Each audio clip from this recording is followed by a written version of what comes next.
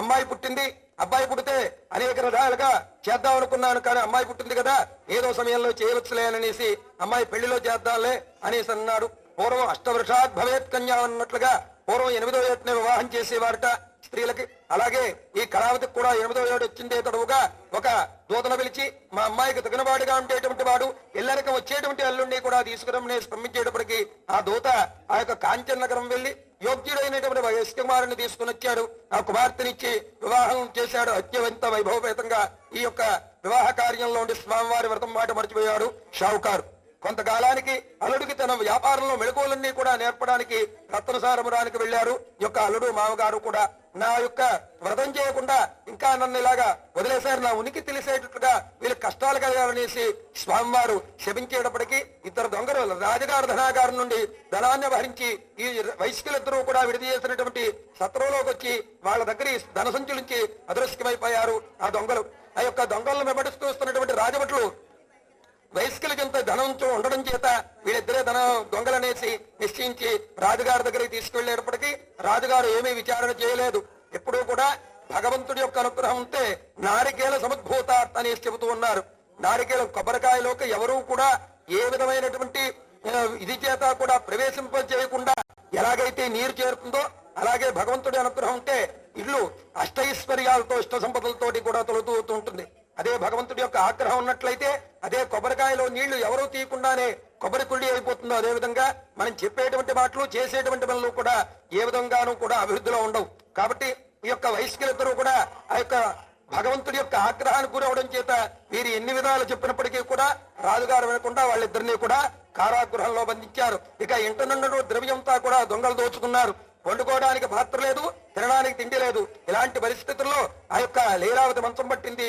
కళావతి ఇంటింటికి కూడా తిరిగి విచ్చమెత్తుకున్న దేవస్తూ ఈ యొక్క కాలక్షేపం చేస్తున్నటువంటి సమయంలో ఒక రోజున చక్కగా కార్తీక మాసం ఏకాశి మహాపర్వదినం సందర్భంగా ఒక బ్రాహ్మణ గృహమందు సత్యనారాయణ స్వామి వారి యొక్క వ్రతం జరుగుతున్నటువంటి చక్కగా కూడా ఆ సాయంకాలం వ్రతమంతా కూడా చూసి తీర్థప్రసాదాలు స్వీకరించి తల్లికి కూడా ప్రసాదం అనేసి ఆ యొక్క కళావతి రాత్రి ప్రతిపోయిన తర్వాత ఇల్లు చేరుకునేటప్పటికీ అమ్మాయి ఇంత రాత్రి వరకు కూడా ఏం చేస్తున్నావు అనేసి అడిగేటప్పటికి ఒక బ్రాహ్మణ గృహమందు సత్యదేవుని యొక్క వ్రతం చేస్తుండగా అలా ఆ యొక్క వ్రతమంతా కూడా పూర్తిగా చూసి ప్రసాదం తీసుకొచ్చాననేసి ఎప్పుడైతే తల్లి చేతిలో ప్రసాదం పెట్టిందో వెంటనే ఈ యొక్క కళావతికి లీలావతికి గుర్తొచ్చిందటండి.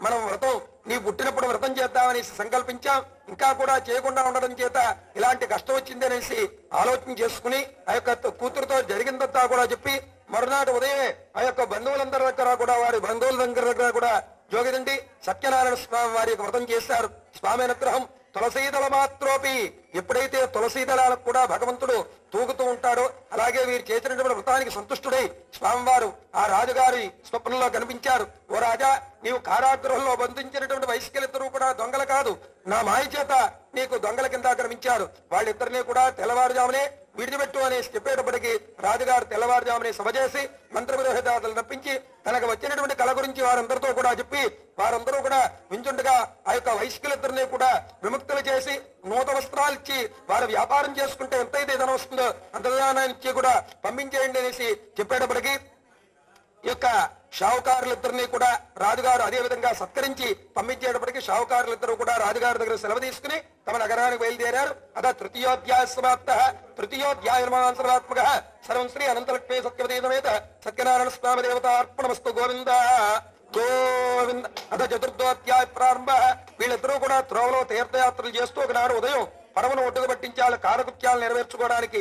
అదే సమయంలో సన్యాసి రూపంలో సత్యనారాయణ స్వామి వారు ఆ యొక్క షావుకారులు ఎదురకుండా వచ్చి, ఓ వైశ్యులారా, మిమ్మల్ని చూస్తే రాజు యొక్క లక్ష్మీపుత్రులుగా కనిపిస్తూ ఉన్నారు, ఏదైనా ధన సహాయం చేసినట్లయితే నేను తీర్థయాత్రలు వెళ్లి వస్తున్నాను, నాకు ఉపయోగపడుతుందని చెప్పేటప్పటికీ వీడెవడో దొంగ సన్యాసి కాబోలు, మనం అలాగే అలమలే ఉన్నాయి ఆయుర్వేద వర్తకలమనేసి చెప్పేటప్పటికీ స్వామివారు మీ మాటలు సత్యమగుగా కానేసి చెప్పే ఒక చెట్టు కింద కూర్చుని తపస్సు చేస్తూ ఉన్నారటండి.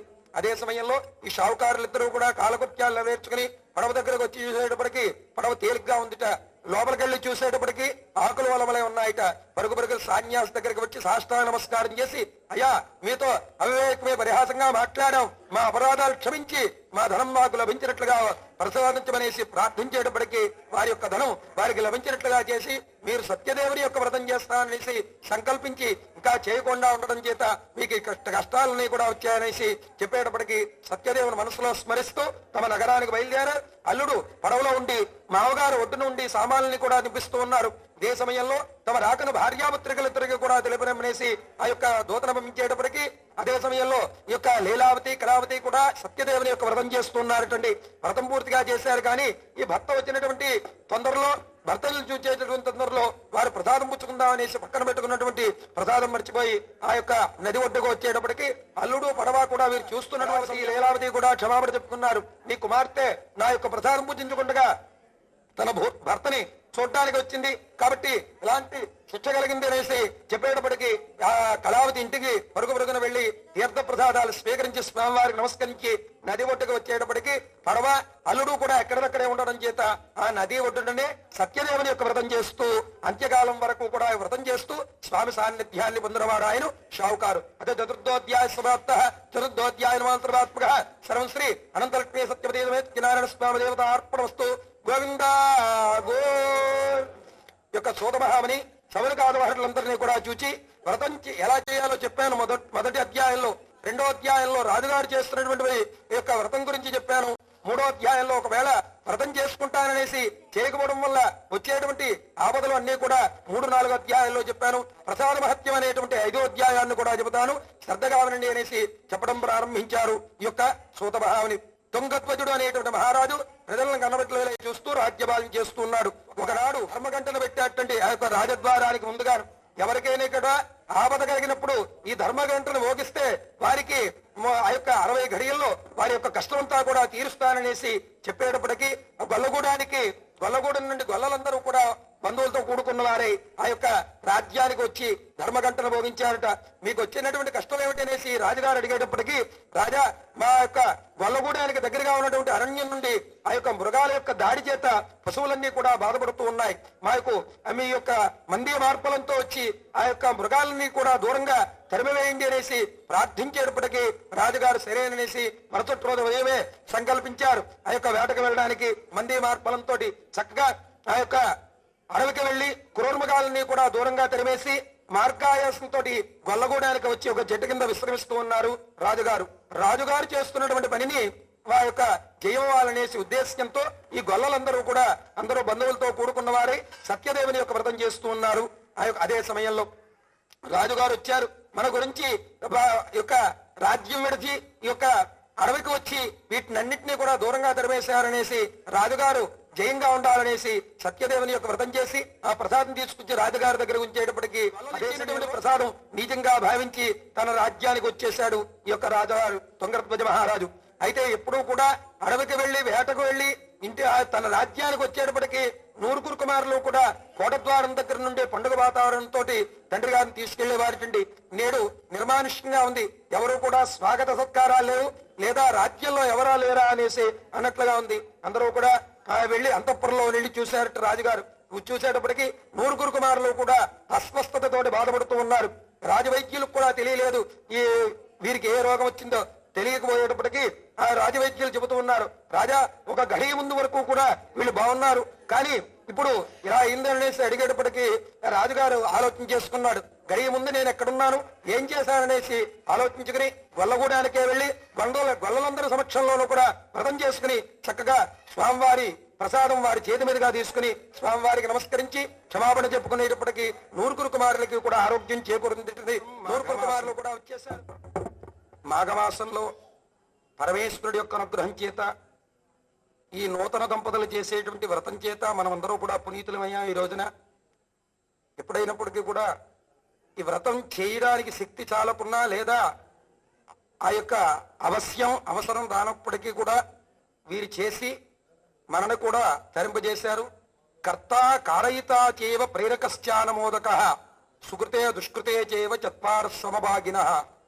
కర్త చేసుకునేటువంటి దంపతులు, కారయిత చేయించేటువంటి పెద్దలు, ప్రేరకశ్చానమోదక ప్రేరకులు ఈ వ్రతం చేసుకుంటే బాగుంటుందని చెప్పేటువంటి వారు, ఆ యొక్క అనుమోదక వెనకుండేటువంటి చేయించేటువంటి వారు అందరికీ కూడా సుకృతే దుష్కృతే చేయవ చత్వార సమభాగిన, మంచి గాని చెడు గాని మనందరికీ కూడా ఉంటుందండి.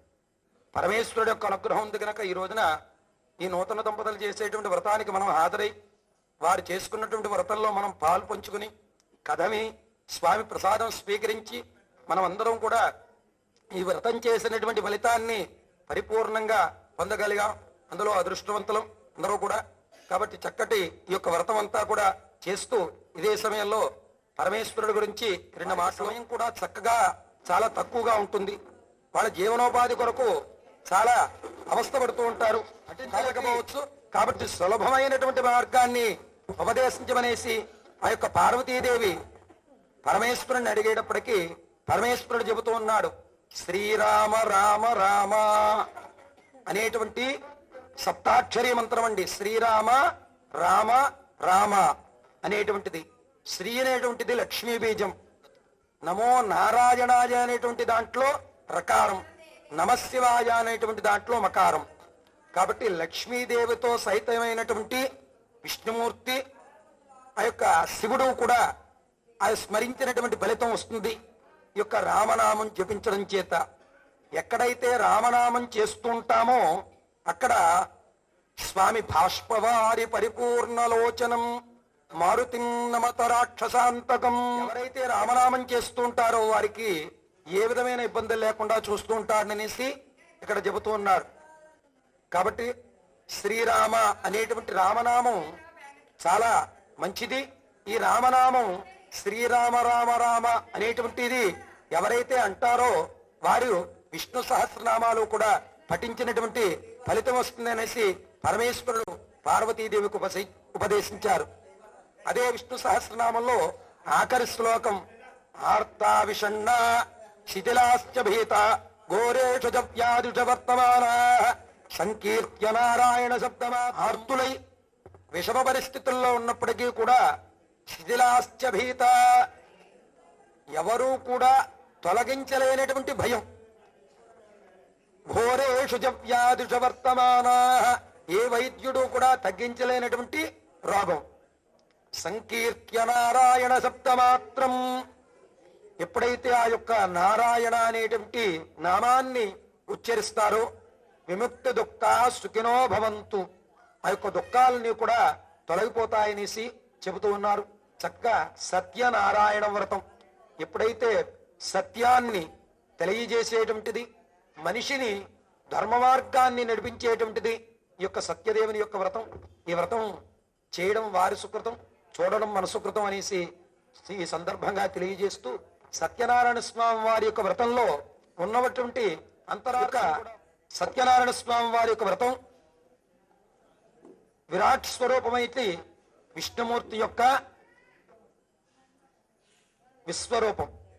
విశ్వరూపంలో అనేక బాహూదర వక్త్ర నేత్రం, అనేక బాహువులు, అనేక వక్త్రాలు, అనేక దేవతలు కూడా ఉన్నటువంటి స్వరూపం ఎలాగైతే ఉంటుందో అదేవిధంగా మొట్టమొదటగా భూదేవిని, అనంతరం వస్త్రాది దేవతని, ధాన్యాది దేవతని కూడా ప్రార్థించి కలశం స్థాపించి చలమా నమస్త నమస్తాం రాజ తాం రాజ నమస్త నమస్తాం రాజ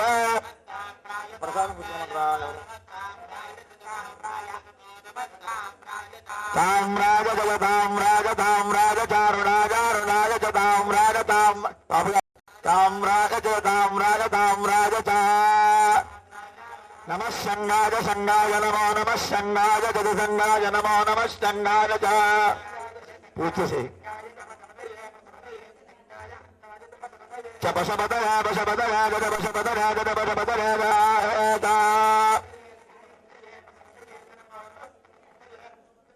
పశపదయా ఏత పశపదయా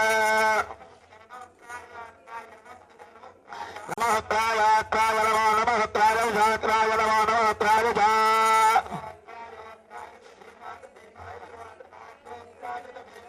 భేమాగ భేమాగ గజ భేమాగ గజ భేమాగ గజ భేమాగ చ హరే కేశభ్య హరే కేశభ్య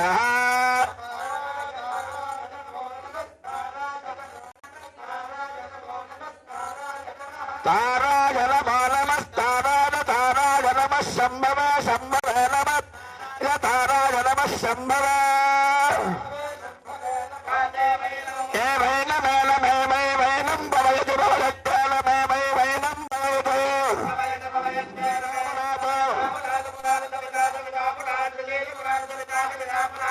పురాణేది పురాణ పురాణాః హేతి పురాణ పురాణాః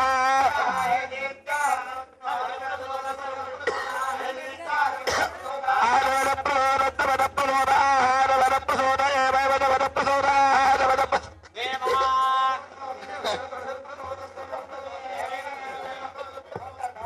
దేవస్య గృహ గృహ దేవస్య దేవస్య గృహ రకాలు చెప్పండి మీరు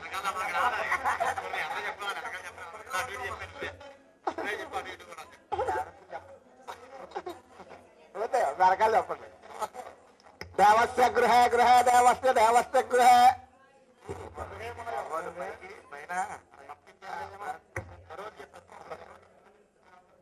ఓం కరోతు రూపాని రూపాని కరోతు కరోతు రూపాని జహ కరోని కరోతు కరోతు రూపాని జహాతు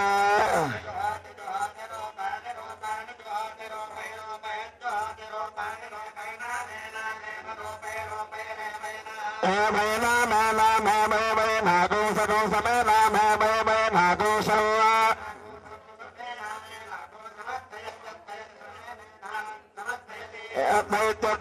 సమర్పయతో సమర్పయతో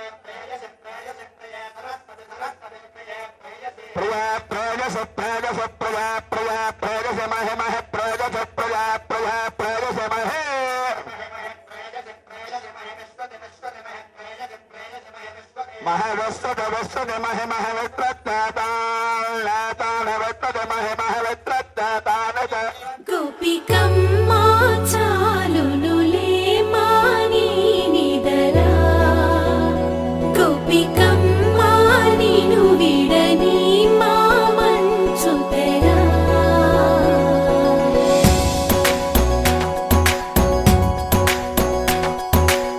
విరిసిన పూమాలగా వెన్నుని ఎదవాలగా తలపును లేపాలిగా బాలా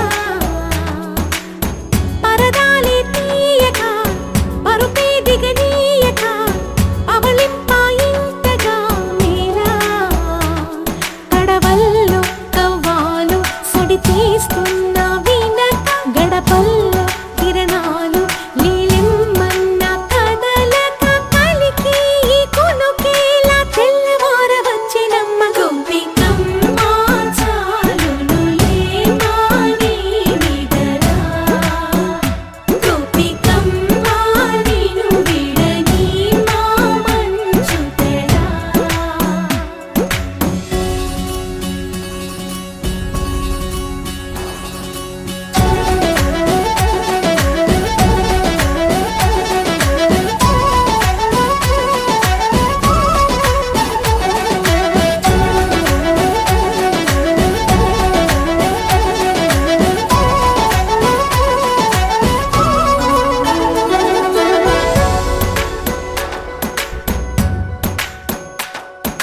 నీ కలలన్నీ